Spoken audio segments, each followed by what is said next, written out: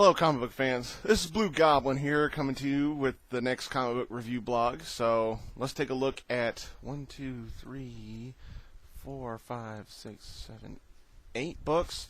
I'm going to start off with a request. Buddy of mine, LordNightmair, here on YouTube, had drawn up his own comic book, and he asked me to review it here on my channel, and I told him I'd be glad to.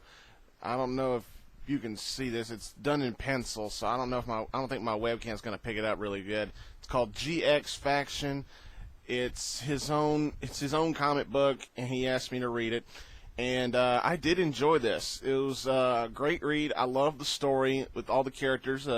From what I can gather, they all have a leader, but they don't exactly know who the leader is. They just call him the doc or the boss, you know, and nobody knows who the hell is it, you know. The most flattering thing about this book to me is that he decided to make me a character in this comic book. He decided to make me a hero. He asked me if I wouldn't mind that, and I said, yeah, go ahead. Go ahead, just on one condition.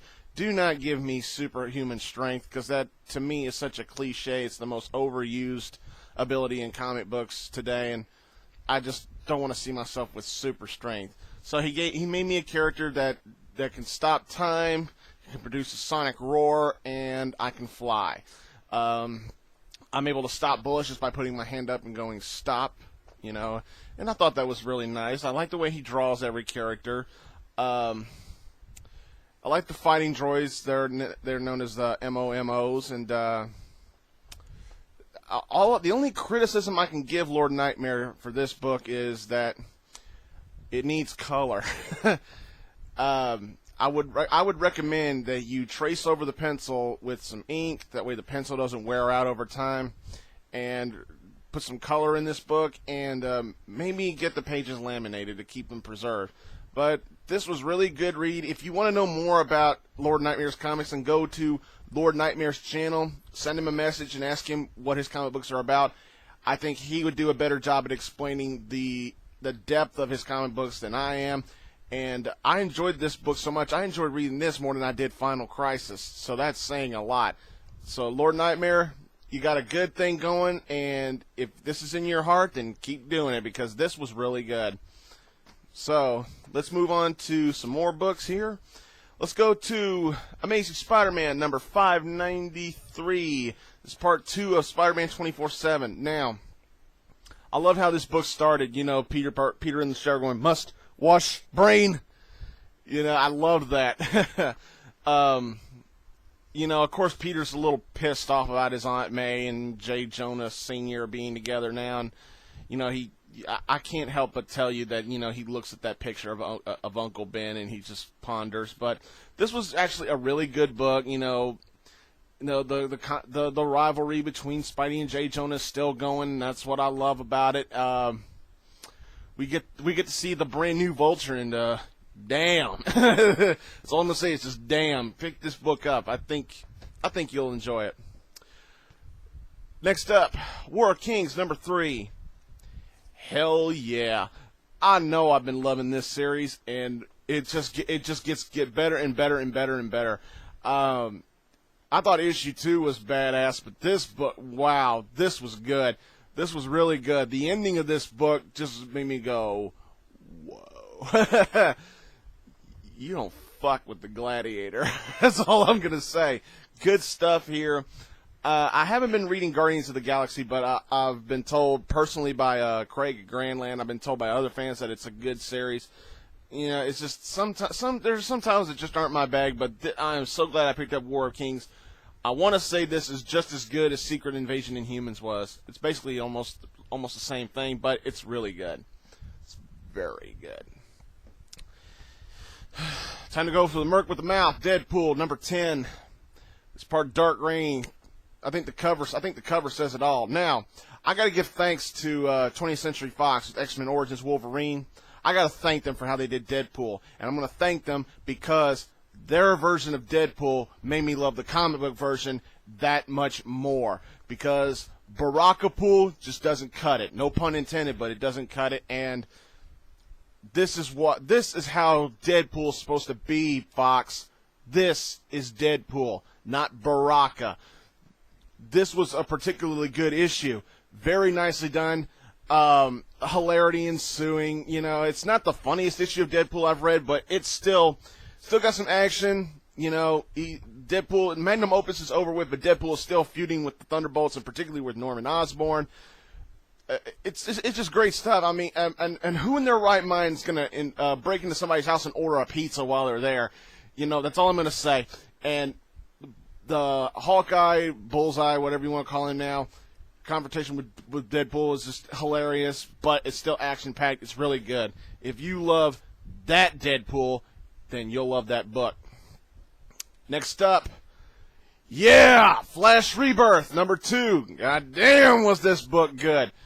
I thoroughly enjoyed Flash Rebirth number 1. Now, you take everything good that was good about Flash Rebirth number 2, now you double it. This was an amazing read. I loved it. If you're a diehard fan of The Flash, it doesn't matter who is the speedster, whether it be Jay, Barry, Wally, or Bart. It doesn't matter who's got the bolt on their chest. If you love Flash, if you love Flash in general, you'll love this miniseries. This was great. The last page just made me just shout, what the fuck? This was good. Jeff Johns, what would DC do without you? Great book. Next up, New Mutants number 1. Man, now how long have we been waiting for this series to get started? And was it a good start off? Well, yes it was, but the way this series starts off was just not as well done as it was hyped to be. You know, see who wrote this? Zeb Wells, I believe. Yeah, but it's not bad. It's not a bad book, but, you know, it could have been better, but it was still a nice read, you know, because we all got the preview for this issue in, like, every single Marvel title we've been getting for the past 3 weeks, or was it 2 weeks, excuse me. But all in all, it's a good start. It's a good reboot to the New Mutants, and this was a team I liked back into my childhood. I know they were done before I was born, but I was able to keep some back issues from the past. But this was a good start to New Mutants, but I'm just saying it could have been better. Okay. Cable, number 14, the continuation of the Messiah War. Now, I think I'm about to hear some boos here. I've been really enjoying the Messiah War. You know, here lately, the one shot that started it was really good. The stuff with X-Force was just great. And then we get the advertisements for this book. You know, this book was hyped to be an epic battle between Wolverine and Strife. There's going to be blood. There's going to be mayhem. There's going to be, you know, just pure balls to the wall fighting between these two. And we get nothing from it. There is no fight between Wolverine and Strife. Okay, let me sum this up. We got the X-Force and Cable fight a bunch of Strife lookalike foot soldiers. Archangel went to see Apocalypse. Apparently Apocalypse is dying. He needs help. Archangel tells him to shove it. And we got Hope being held captive by Strife and Bishop. And we got a bunch of mind reading, this and that. Bishop tries to turn on everybody. And Hope takes off Strife's helmet. She thinks it's Cable and everything's hunky-dory, right? Nope, pass. Just pitiful. Really let me down. Well, let's go on. Let's finish this off. Daredevil Noir, number 2. Now, Daredevil Noir number 1 was great. This was just as great. It wasn't better, but it wasn't worse. I would put it at the same level of greatness.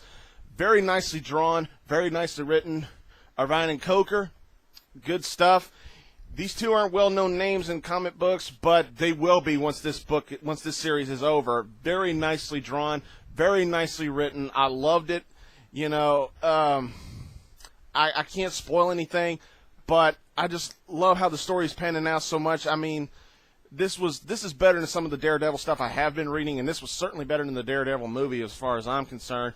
You know, I just can't picture a guy like Ben Affleck underneath that mask. You know, I'm not the world's biggest Daredevil fan. Daredevil's one of my least favorite characters, along with Elektra. But Dark Reign Elektra was good, and Daredevil Noir is good. If you like the Noir series, you'll like this one as well.